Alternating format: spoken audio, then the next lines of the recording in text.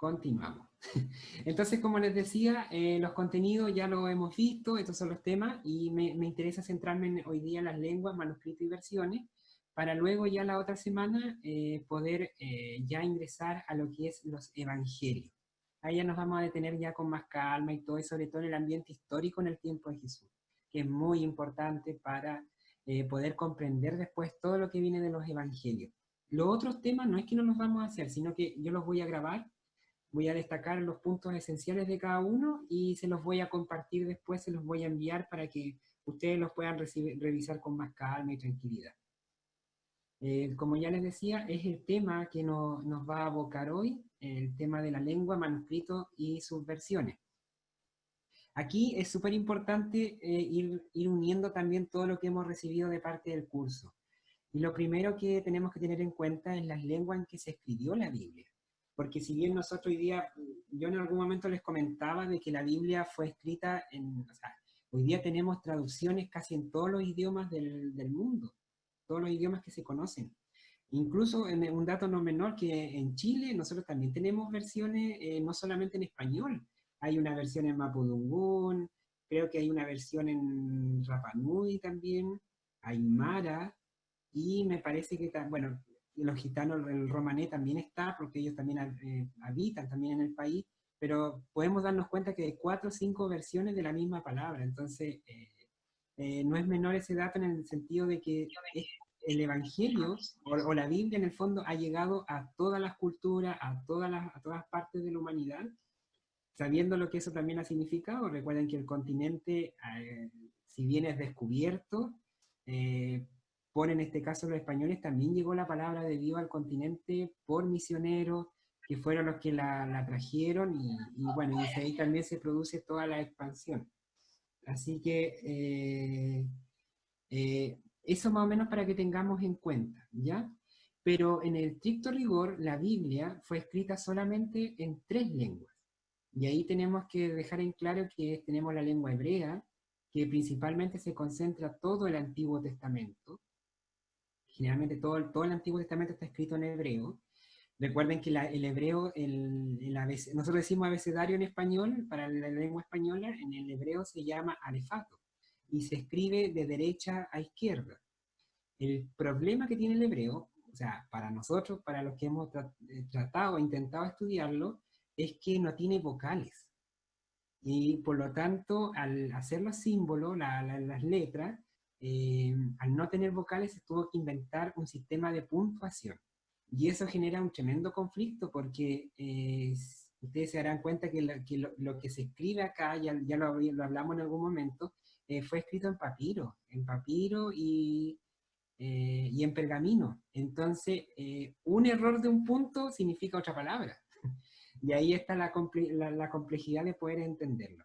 La lengua aramea, lo arameo es solamente algunos textos que están escritos, como el ejemplo que vamos a ver acá, y la parte en griego, que generalmente es todo el Nuevo Testamento, más los libros de sabiduría, primera y segunda de Macabeo, y algunos fragmentos de Esther, Daniel y la Sirácida, que es lo que se conoce como el Eclesiastés.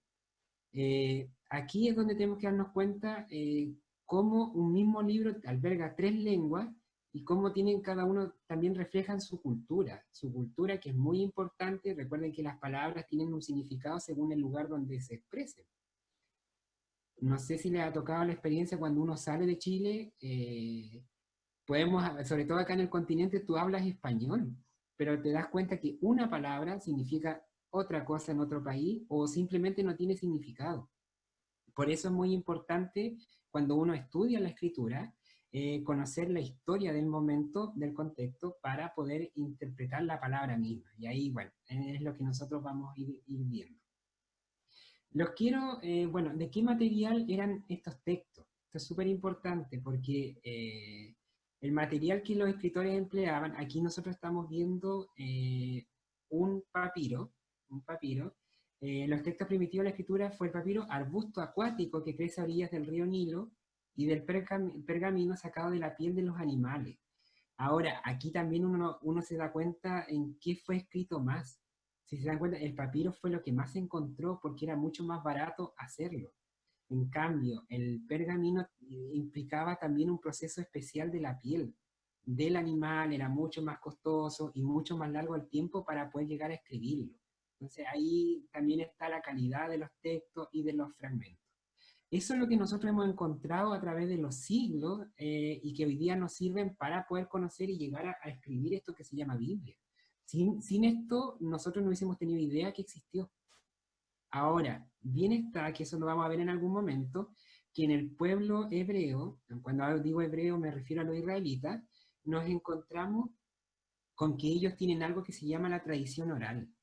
Y la tradición oral es sumamente fuerte en ellos. O sea, no necesitan de un libro para poder heredar lo que le quieren decir a su próxima generación. De hecho, la cena pascual es un relato prácticamente de memoria. No sé si alguno de ustedes ha visto una cena pascual judía.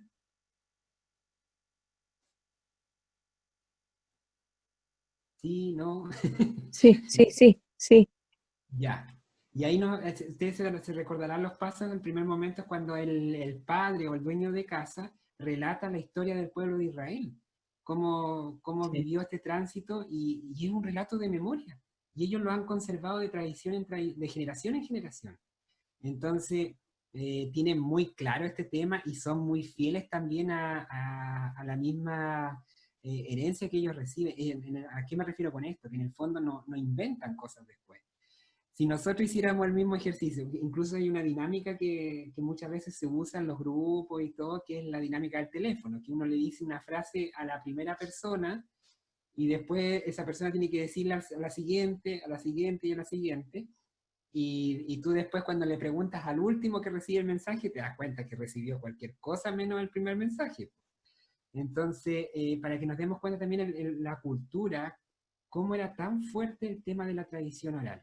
Y después, ya con el tiempo de Jesús, se vio la necesidad de que era importante, era muy importante que esto se pusiera por escrito. Así que eso para que lo tengamos en cuenta. Y hoy día les quiero presentar un lugar que es muy importante, que ya les mencionaba en la introducción, que es Qumran. Les invito a conocer este lugar. Vamos a ver el siguiente video y después podemos compartir.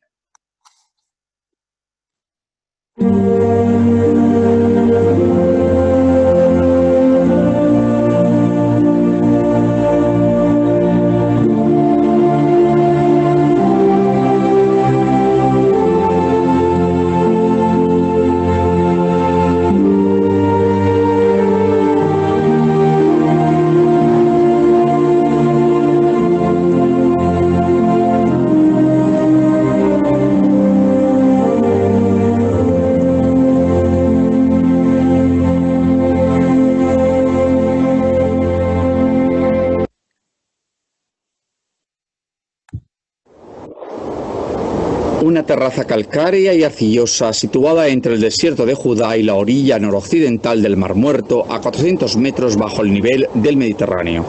Es Khirbet Qumran, del árabe Khirbe, ruinas, y Qumran, tal vez Gomorra, por el nombre del vecino Wadi.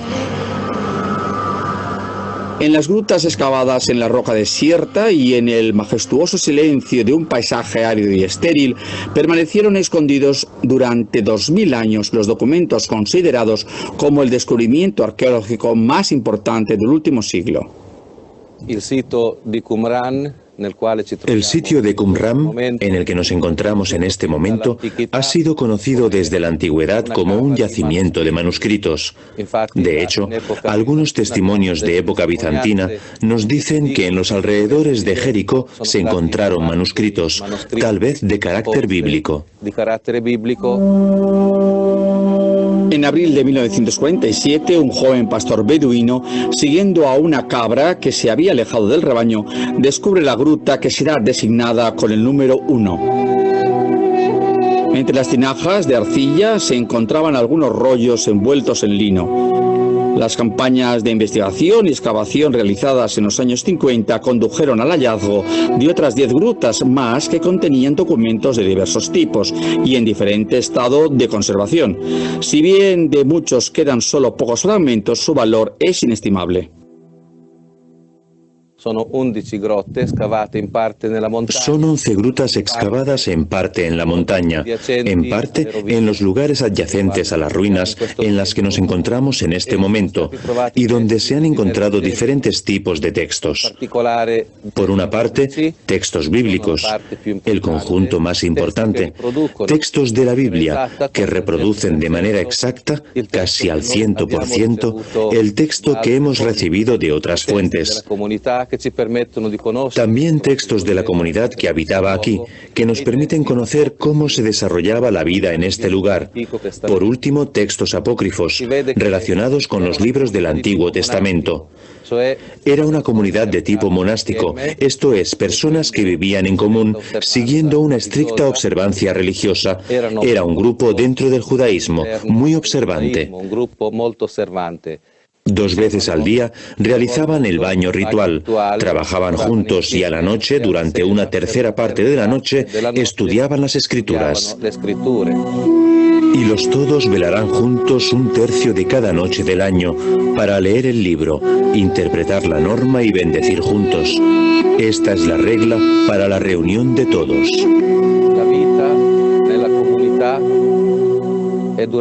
La vida de la comunidad duró alrededor de 2 siglos, algo más de 200 años a partir del 200 a.C., aproximadamente hasta la época de Cristo.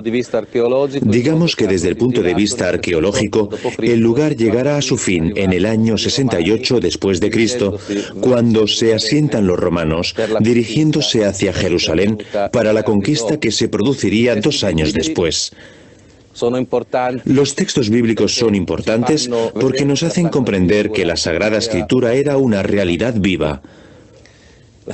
De hecho, la Escritura era el pan cotidiano de los miembros de esta comunidad. Nos podemos preguntar por qué hoy acompañamos aquí a los peregrinos a visitar estas ruinas. Acompañamos a los peregrinos justamente para hacerles revivir este amor por la Sagrada Escritura que estaba presente en los miembros de esta comunidad. Como los miembros de aquella comunidad, también los peregrinos de Tierra Santa están llamados a amar la Escritura, tal y como las generaciones precedentes nos han transmitido, y al mismo tiempo deben tener la valentía y el coraje para actualizarla en sus vidas. ¿Alguien de ustedes había escuchado hablar de Qumran?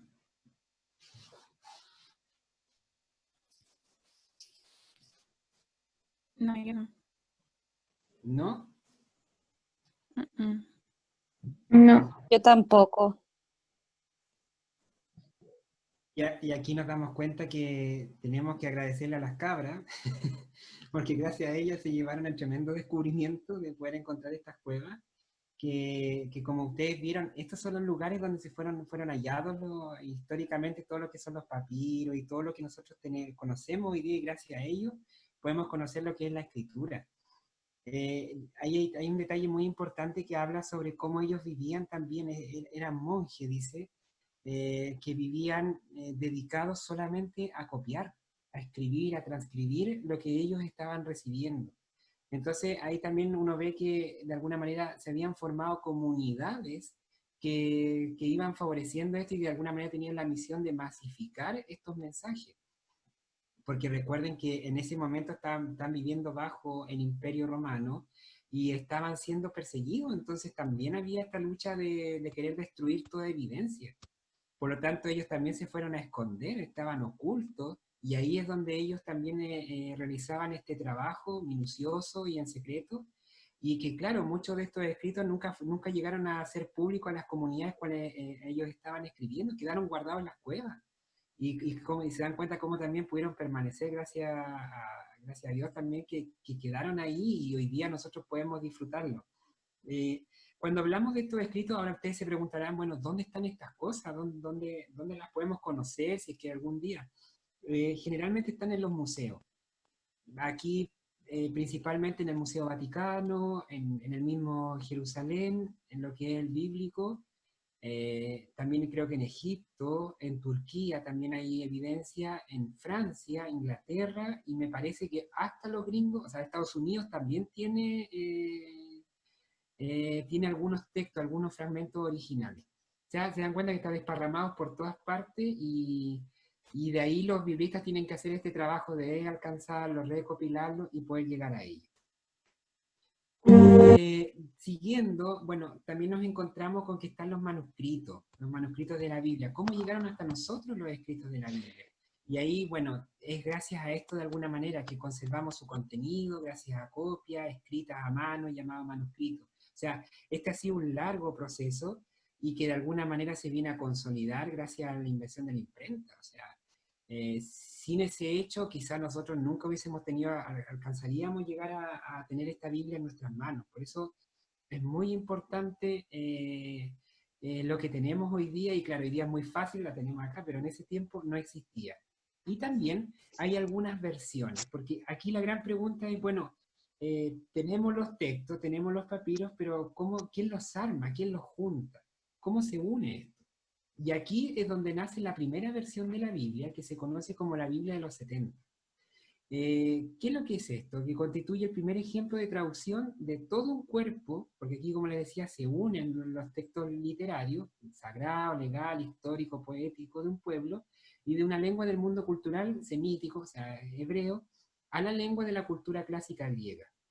Y esto es importante porque la primera traducción, o sea, la primera versión es en griego.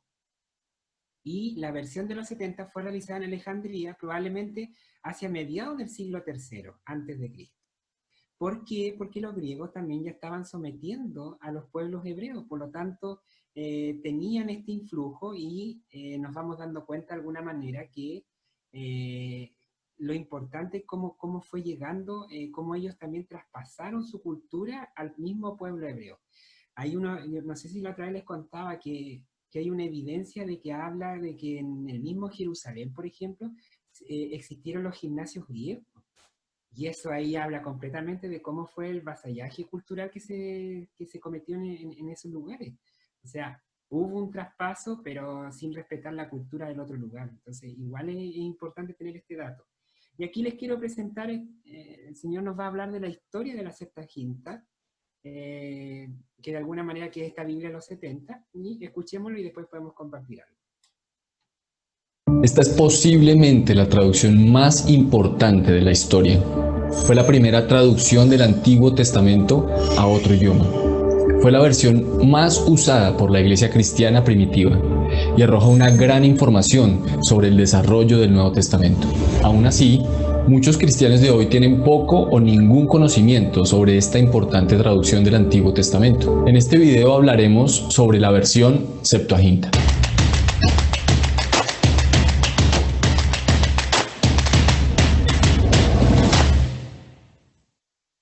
Para empezar, tal vez te estés preguntando, ¿qué es la Septuaginta? El término Septuaginta a menudo se ha usado para darle un nombre a la traducción del Antiguo Testamento hebreo y arameo al idioma griego, al igual que la Vulgata latina, que fue traducida del Antiguo Testamento y Nuevo Testamento al idioma latín, o la Peshitta, que es la versión de la Biblia traducida al idioma siriaco, de las cuales hablaremos en otros videos. Pero técnicamente hablando, no existe una versión unificada o completa de la Septuaginta. Las copias modernas de esta versión son ediciones eclécticas, es decir, una colección de los mejores manuscritos griegos reconstruidos para aproximarse a la traducción original del Antiguo Testamento. Entonces, cuando los académicos usan el término Septuaginta, no se refieren a un solo texto, más bien se refieren a una colección de traducciones griegas producidas por numerosos escribas en el transcurso de unos pocos cientos de años y con toda probabilidad compuestas en diferentes lugares. Hoy el término se usa generalmente para referirse a las diversas traducciones de la Biblia hebrea al idioma griego. Pero, ¿cuál es la historia de esta importante traducción? Una carta de un hombre llamado Aristeas nos habla del posible origen de la Septuaginta. Aristeas, que aparentemente era un judío alejandrino, escribió a su hermano Filócrates y le cuenta lo que sucedió en la corte de Ptolomeo II. De acuerdo con la carta, el rey le pide a Demetrio, su bibliotecario, arreglar que la ley judía sea traducida y agregada a la colección real de libros. Así se envía una carta a Eleazar, el sumo sacerdote judío de Jerusalén, pidiéndole ayuda para traducir la ley. Aristeas mismo es uno de los 2 hombres escogidos para llevar la petición a la capital judía. Aristeas describe todo esto, hasta detalles del templo judío, los sacerdotes, los campos y demás. 72 ancianos, 6 de cada una de las 12 tribus, fueron escogidos como traductores y enviados a Egipto, llevando con ellos una hermosa copia de la ley. Aristeas enlista los nombres de los traductores. Por alguna razón, el número original de los 72 ha sido redondeado a 70. Al llegar a Alejandría, el rey les ofreció un banquete de 7 días, en el que la sabiduría de cada uno de los traductores fue probada con preguntas del rey. Después de esto, el monarca les proveyó alojamiento cerca del mar, probablemente en la isla de Faros. En Faros estaba el famoso y recién construido faro, una de las 7 maravillas del mundo antiguo. Bajo la sombra del faro, los traductores completaron su trabajo en 72 días, que cuando se leyó a los judíos congregados en Alejandría fue aprobado como exacto. ¿Qué debemos pensar de la carta de Aristeas? ¿Es un hecho o es ficción? En respuesta debemos decir que toda la cuestión de Aristeas es compleja. Sin duda hay problemas históricos aquí. Por ejemplo, no estamos seguros de que Demetrio fuera el bibliotecario de Ptolomeo II o Ptolomeo I. Además, la carta tiene un tono tan afectado que a menudo parece más leyenda que hecho. Por otra parte, por mucho tiempo se ha reconocido que Aristeas conservaba al menos un sustrato de verdad sobre cómo empezó la Septuaginta. Entonces, ¿qué podemos aprender de esta carta? Aristeas describe el origen de la Septuaginta con la traducción del Pentateuco. Esto se hizo en Alejandría, donde había una gran población judía y donde sería necesaria una traducción del hebreo al griego. Ptolomeo II pudo haber estado conectado de alguna manera con la traducción. Él era bien conocido como patrocinador de la literatura. Demetrio, de igual manera, pudo haber estado involucrado. Él le pudo haber sugerido la traducción a Ptolomeo I, pero el proyecto podría no haberse completado hasta el principio del reinado de Ptolomeo II. Pero lo más probable es que la Septuaginta se produjo en Egipto en ese periodo, que la Torá o Pentateuco se tradujo cerca de mediados del siglo III a.C. y que el resto del Antiguo Testamento se tradujo en el siglo II a.C. La pregunta obligada es, ¿por qué era necesario una traducción al griego del Antiguo Testamento? La respuesta es bastante sencilla. El hebreo dejó de ser un idioma hablado ya en el periodo exílico o posexílico. El arameo se convirtió en la lengua franca o idioma común del pueblo judío. Con el ascenso de Alejandro Magno y el imperio griego, los judíos de la diáspora fueron helenizados, y para algunos judíos, especialmente para los que vivían en Egipto ptolomeico, el griego se había convertido en un idioma principal. Por lo tanto, se hizo necesario que las escrituras se tradujeran al griego. Ahora, ¿qué tiene que ver la Septuaginta con el Nuevo Testamento? Hay algunas formas obvias en las que la Septuaginta ha influido en el Nuevo Testamento. Por ejemplo, el título Jesús en el Nuevo Testamento, Cristo, es la traducción griega de la palabra hebrea Mesías. Las palabras con las que todos estamos familiarizados, como gloria, Señor, Evangelio, derivan un significado especial de la Septuaginta.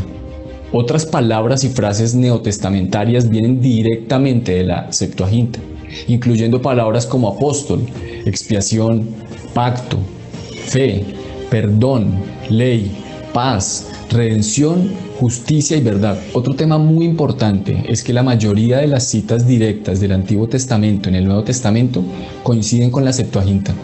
Hay aproximadamente 300 pasajes del Antiguo Testamento que se citan directamente o se aluden fuertemente de esta versión en el Nuevo Testamento. Por otro lado, la Septuaginta nos ayuda a comprender mejor la teología judía, ya que arroja luz sobre las prácticas de adoración del pueblo en el periodo del Segundo Templo, es decir, en la época previa a los tiempos de Jesús. Génesis, Éxodo, Levítico, Números y Deuteronomio son nombres que han entrado a nuestra Biblia desde la Septuaginta por vía de la Vulgata latina.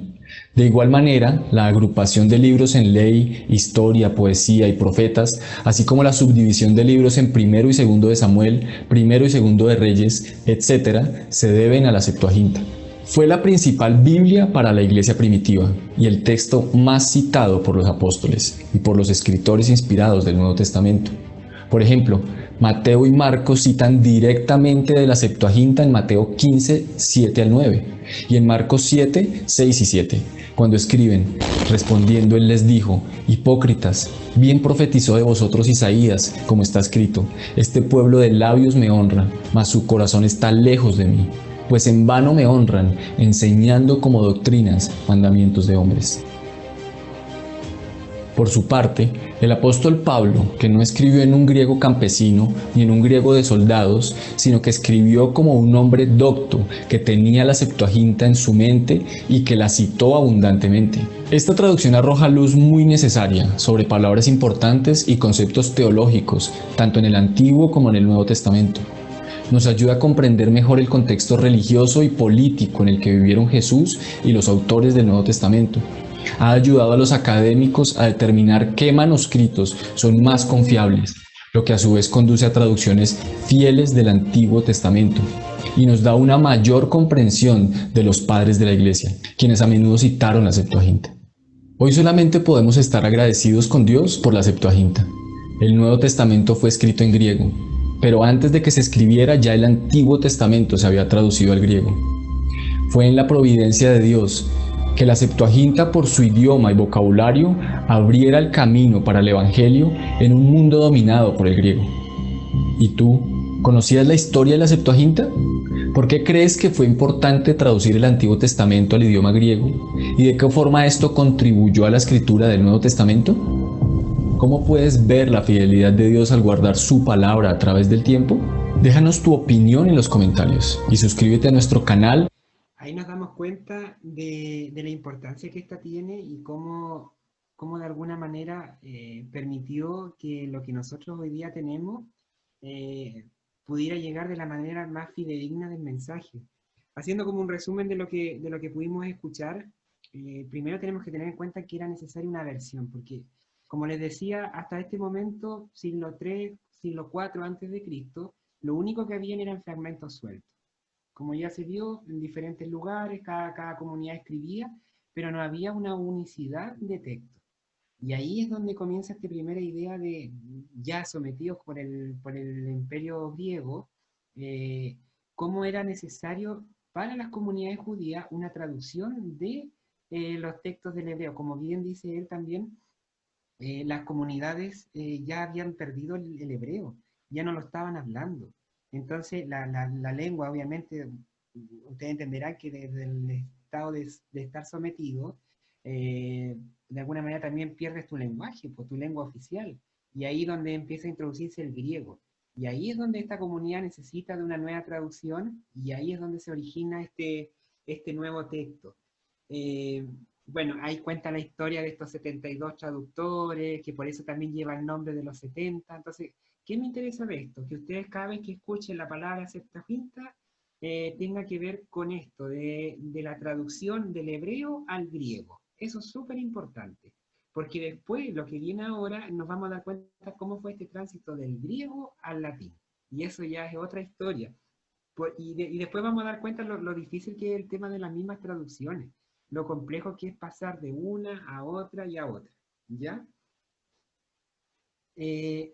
Cuando hablamos, como ya les decía, hablamos de otra versión, que es la posterior a esta versión que nosotros conocemos como la Septuaginta, es la versión de la Vulgata. ¿Y la Vulgata qué es lo que es? Esta traducción, en el fondo, claro, la palabra vulgar también tiene que ver con esto, así como con lo ordinario, común, pero tiene que ver con este texto en latín, que es traducido del griego de los 70, y aquí es donde viene una necesidad. Fíjense que las versiones que se van escribiendo de la Biblia nacen de una necesidad concreta, y en este caso es cuando el Papa Dámaso estima que las traducciones latinas existentes son mediocres y encarga a su secretario San Jerónimo. San Jerónimo se le conoce también como el patrono de los biblistas o el patrono de la escritura, algo así, que la revise y publique un texto en buen latín que sea fiel al original.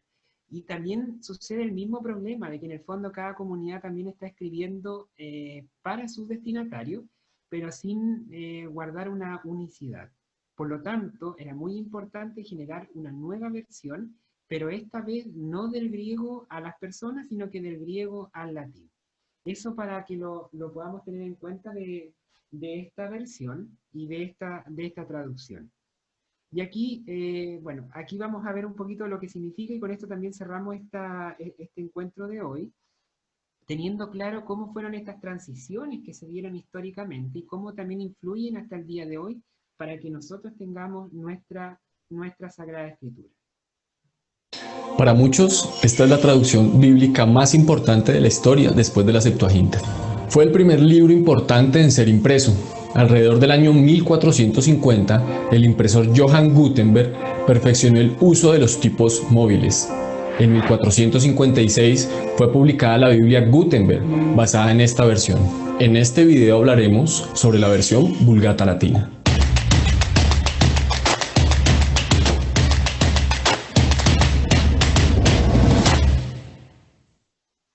En el año 180 después de Cristo, se inició una persecución contra la iglesia en Numidia, al norte de África. Allí en un pequeño pueblo los cristianos eran arrestados, sometidos a juicio y luego decapitados en la cercana Cartago. A uno de los cristianos se le preguntó qué tenía en un cofre que cargaba. Él contestó: libros y cartas de Pablo, un hombre justo. Los libros a los cuales se refería eran traducciones en latín, porque no es probable que la gente allí supiera griego. Así que para este tiempo las epístolas de Pablo existían en latín, y si las cartas de Pablo estaban en latín, seguramente los evangelios habían sido traducidos también a este idioma. Pero, ¿cómo pasamos del idioma griego al idioma latín? Cuando en los años 50 después de Cristo, Pablo escribió su carta a los romanos, él escribió en griego. Otros escritores igualmente usaban el griego hasta tan tarde como mediados del siglo II y más allá. Con el tiempo, sin embargo, Roma necesitaría su Biblia en latín también. Esto puede haber sucedido aproximadamente al mismo tiempo que las versiones latinas aparecieron en África. El tiempo fue tan temprano como el 160 después de Cristo o antes. De manera similar, las traducciones latinas llegaron a usarse en otras zonas del imperio. Al principio fueron hechas informalmente por misioneros o por cristianos locales para ayudar a las congregaciones en su adoración. Pero también es importante comprender que el latín era el idioma oficial del Imperio Romano y que este competía principalmente con el idioma griego. Con el tiempo, ya el griego no era la lengua común. Mientras el latín se popularizaba, principalmente en el ámbito religioso, el latín se impuso cuando la iglesia hacía una alianza con el imperio en el año 313 después de Cristo. Y el Estado se convierte de la noche a la mañana de perseguidor de la iglesia a su protector y patrocinador. En ese momento nace la hegemonía del idioma latín dentro de la Iglesia de Roma, que duraría más de 1500 años. La existencia y propagación de los textos latinos puso en el escenario una serie de eventos que culminarían en la traducción de la Vulgata Latina. Jerónimo nació aproximadamente en el año 345 después de Cristo, en Dalmacia, pero no vamos a hablar sobre Jerónimo en este video. Lo haremos después. Solo nos vamos a concentrar en su trabajo más importante, la traducción de las escrituras al latín. En el 383 después de Cristo, el obispo Dámaso de Roma vio la necesidad de compilar las diversas traducciones latinas en una edición oficial. Para entonces, Jerónimo ya era conocido como un importante experto en hebreo y servía a Dámaso como su secretario y traductor. Jerónimo fue considerado para revisar la antigua latina, y para el año 384 él había completado los evangelios y tal vez un poco después otras porciones del Nuevo Testamento. Por los siguientes años, en Belén, a donde se había mudado, continuó trabajando traduciendo varios libros del Antiguo Testamento. Estos, sin embargo, fueron traducciones de la Septuaginta y no del hebreo. Pero conforme más hebreo comprendía Jerónimo, más se convencía de que la autoridad final para cualquier libro del Antiguo Testamento debía provenir del hebreo. Por consiguiente, empezó una traducción nueva del Antiguo Testamento, directamente del idioma hebreo. Pero la antigua latina, al parecer, no era la única traducción de las escrituras al latín de su tiempo.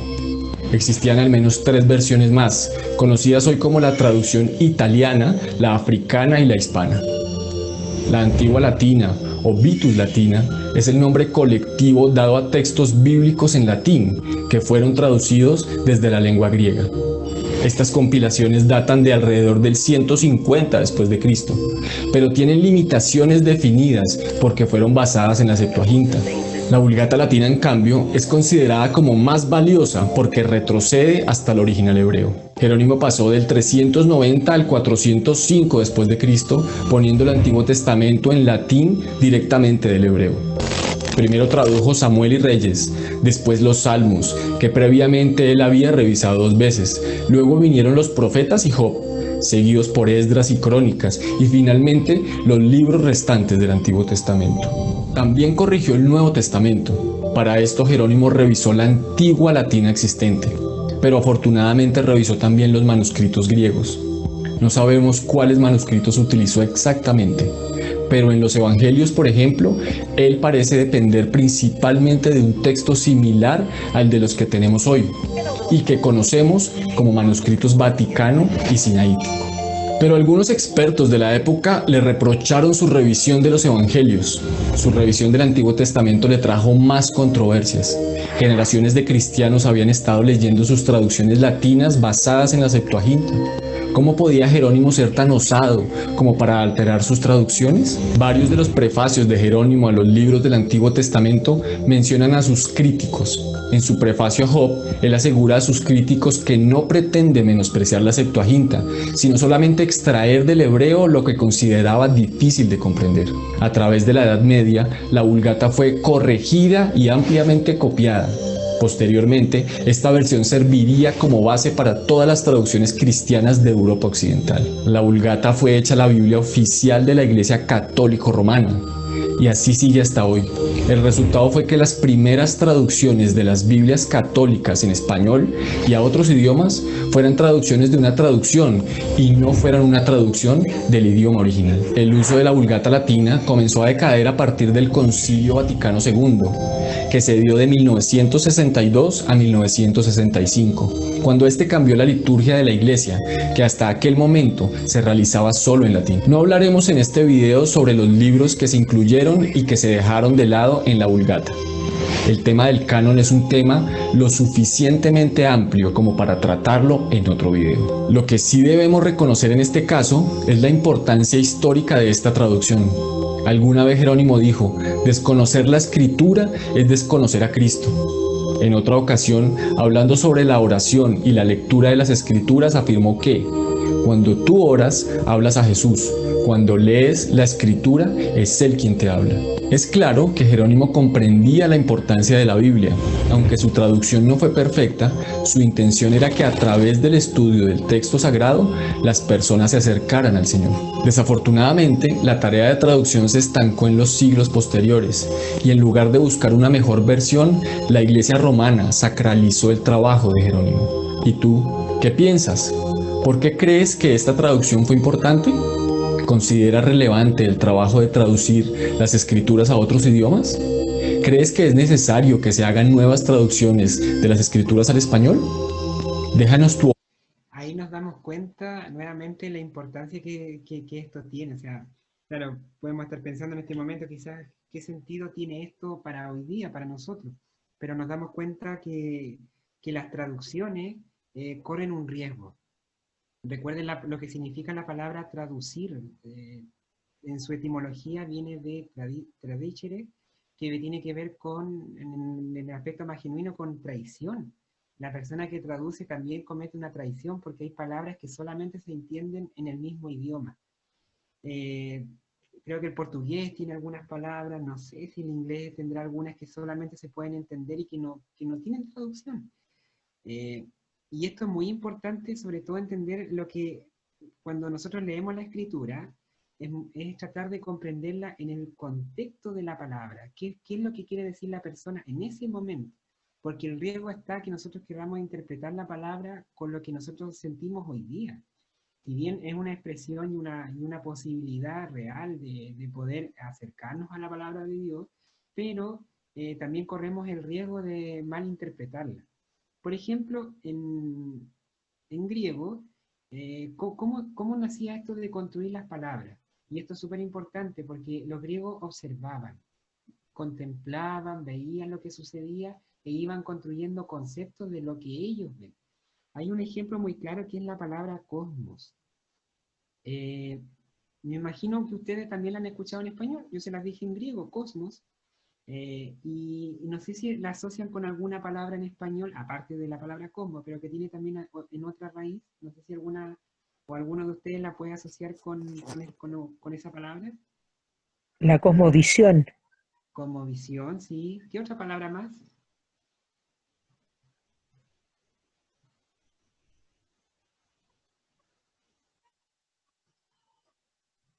Yo les puedo ayudar. Cosmopolita. Cosmopolita, sí, sí. Ahí hay dos palabras. Polis, que es la ciudad. Ahí vamos a hablar de lo que es cosmos. Les puedo dar una pista. A ver, las mujeres, bueno, y en realidad había los hombres también, se usa Cosmético. mucho cosmético, exactamente. Para, Y esto es re importante porque la palabra cosmético, cosmos, o sea, los griegos veían la estrella, veían el cielo y todo, y ellos lo que entendieron que lo que había allí era un orden. Eso es súper importante. Y al cosmos le pusieron un orden. Entonces, cuando tú tienes esta palabra, y por ejemplo la palabra cosmético es bien especial el significado, porque cada vez que uno usa un cosmético, se usa, lo que tú estás haciendo en el fondo es recuperar ese orden perdido. Eso es lo que significa la palabra. Entonces ahí, bueno, ahí cada uno tiene que analizarse cuánto es lo que usa en el día a día, pero bueno, es para más o menos entender cómo ellos comprendían y cómo llevaban las palabras. O sea, cada palabra que esté escrita acá no es casualidad. A eso quiero llegar, que no es solamente un hecho fortuito de que se le ocurrió colocar la palabra, sino que ellos tenían conciencia del significado profundo que éstas tenían. Por eso, por ejemplo, en el mismo hebreo, nosotros nos encontramos con diferencias muy concretas, por ejemplo, el tema del alma. Ellos hablan del ruach, del aliento vital. De hecho, ellos, para hablar del alma, lo sentían aquí en la garganta, cuando la persona podía exhalar todavía oxígeno. Si eso no estaba, ya no había vida. Ya había desaparecido la vida en la persona. Entonces, ahí nos damos cuenta cómo ellos van tomando las palabras para poder colocarlas en el momento y un momento preciso. Bueno, lo importante de la Vulgata que hay que destacar es el tema del paso del griego al latín, de cómo se terminó. Y eso fue lo que nos vimos desde los tiempos del tercero después de Cristo, del siglo III, hasta el Concilio Vaticano II, fue la versión que acompañó. Y aquí, para terminar, quiero dejar esta diferencia que es con las versiones de las Biblias. ¿Se acuerdan que en algún momento hicimos el ejercicio de mirar nuestras Biblias? Que no sé si las tienen a mano, pueden verlas, y se van a encontrar que algunas tienen notas de pie, como dice ahí, al pie de página, y otras que no la tienen. No sé si las tienen a mano, si las pueden ver, si hay alguno que tenga esto.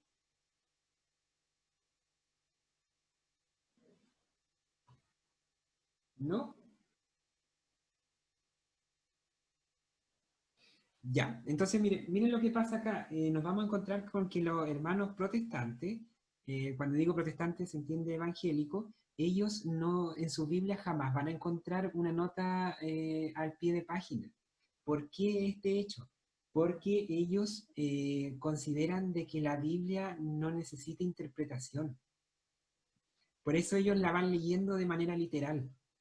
Y es muy importante esto porque es como se comprende la palabra y también aquí tú te das cuenta que las versiones católicas sí tienen esta nota de pie. Yo de hecho aquí en la imagen se destaca que esta es la nota al pie de página. Y aquí se van a encontrar con que aparecen comentarios. Hay algunas versiones que colocan, por ejemplo, otra forma de poder traducir el mismo texto.